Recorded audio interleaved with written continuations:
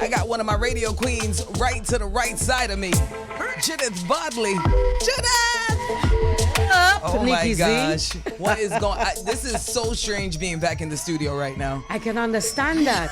This must have been so exciting for you. You were in East Africa. Yeah. 3 weeks, actually. 3 weeks. 2 weeks on vacation. Yes. And 1 week you still had to be on air. Absolutely. And I was watching you doing it. Yeah. And I said, but it looks like she's in Jamaica. As much as it was the same, that happiness we used to have, they still have it. That was the one big thing that stood out to me. It's like, When you say that happiness, explain that. you know, when you walk around or when you go around the neighborhoods, I'm sure there's crime. I'm sure there's problems. I know there's a lot of corruption, just like we have corruption here. I know there's a lot of, issues with government and citizens. I know all of that stuff is also there. But that energy that when they see you, especially when they know you're from Jamaica, welcome home, my sister. Welcome home, my brother.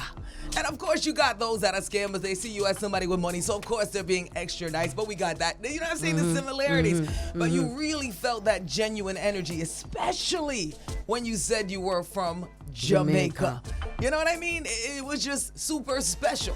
And I didn't feel that, rough up. Everybody mad. Everybody angry. It was just more like, oh, welcome. So that is the biggest thing I would say right there. Yeah. Was there anything that made you sad whilst you were there? Seeing people with the bleached skin. Honestly, that made me the saddest of all sad because I was like, why? This is our ground. Why are you trying to match somebody else? This is our ground. And that's what it felt like. It felt like our ground. So doing anything less just felt like disrespectful to ourselves, to me. So How did you feel visiting East Africa?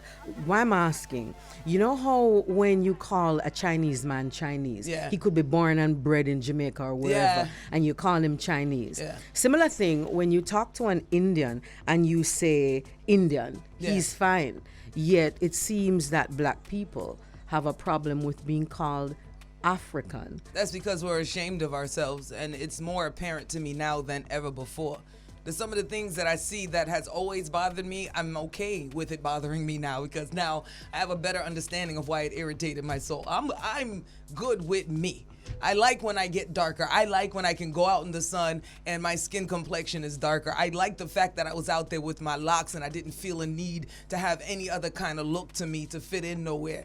I like the fact that I felt powerful there. Like I like the fact that in Tanzania, not to speak for every part of Africa, because many countries make up Africa, but for Tanzania, they got these rules that if you violate a woman, I'm sorry for you. And that right there made me feel like so protected. I didn't get any catcalls like you would get Which here. used to happen in Jamaica. So it's to your point. Exactly. It's just more respectful. It's like, they're flirting. They think you're pretty. All of that. But the way the approach is just so much more masculine to allow you to be more feminine. So I'm appreciative of that too. I'm going back. I saw you post some videos where you were almost like on a safari. Yeah. And you know what? There are a lot of Jamaican young people who still believe, and older ones too, who still believe that Africa is not beautiful, who still believe that Africa is less than who we are or who we would like to be. If you were placed in a forum where you could describe to people what Africa is, what is it that you'd be saying? What would you be describing? The only word that comes to my mind first is home. That's the word that comes to mind is home.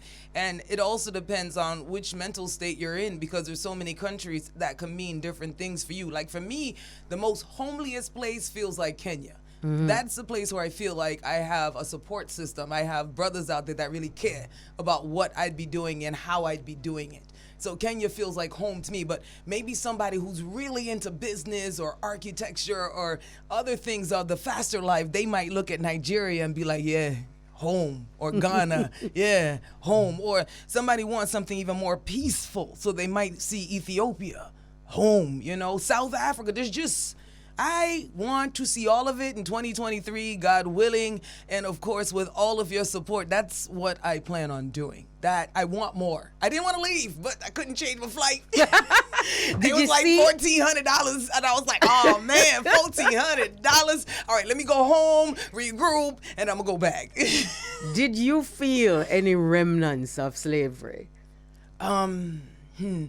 Kind of like in the way you still see people react to, Or apartheid? People with money. Like I was in Zanzibar. I hope DJ Roy, hold on, I'll be right there. I was in Zanzibar, and it was just like you see a lot of European. You see a lot of them have taken over, especially since COVID. A lot of them went over there to workcation, so a lot of their influence is way heavier than Jamaican influence, and I found that disappointing. So if you go to Tanzania, walk with your flag and just stick it in bars and hotels, because they got bars and hotels all over with flags, and I didn't see no Jamaican ones. You know what I mean? I heard Bella Ciao, Ciao, Ciao 5 million times. And I still don't know what that song's about. What it means? Okay, Yeah, well, welcome sorry, back. I'm about to get all emotional. Yeah. Welcome back. We're Thank so you. happy to have you back. Thank and you. just all of your experiences, just to see them, I hear got them. videos we haven't even shared yet, so we'll be sharing them throughout the week. It's just a headache trying to go through what first. What first? But let's go to New York, Bridge Nation. It's Yeah, the for Global DJ Connect. Roy. Oh, good Canada. I don't even know no more. We ain't doing nothing. What we doing? Oh, it's a holiday. Oh, okay. So Yeah, we you ain't know going how to they can have nobody. holidays. Okay. I don't know nothing You know about how holidays. they're always holidaying. I'm taking We one wish. next Monday. Next Monday, yeah, I will not be here. I'm sorry. I'll be in St. Elizabeth, Katama. Oh, God. Yeah, man, I'm coming for you. I'm coming for you. All right, let me play some music. That's the lovely Judith Bali. Please follow her page. Can you give them your information?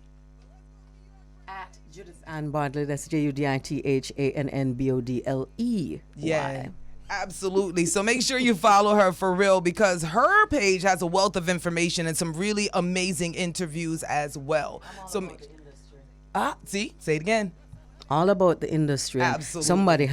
somebody has to ensure that things are documented, people are known, we know where we came from, where we're going in terms of the music, the fact that reggae music is from here, indigenous, the fact that dance hall, what it is, ska, what it is, rock steady, Absolutely. what are all the things that make us as Jamaicans, and what we contribute to the world of entertainment. Yeah, we need to stop trying to be like everybody else, because that's not what we're loved for. So the more you keep trying to emulate other people, all you're doing is further losing yourself and also the culture of itself. And it's sad. Amen. I'm So gonna if tell we you could right now, stop it's sad. catching an American accent by the time we touch down in the airport. Mine isn't on purpose. Sorry. I know this. But there's so many Jamaicans who, once them touch down at the airport, hey, what up? Oh, wait. Speaking of airports, because I just took a bunch of different type of airlines. Before we listen, this thing at the Jamaica airports, where every single body, once you hit 50, get in a wheelchair to go to the. Okay, let me tell y'all something.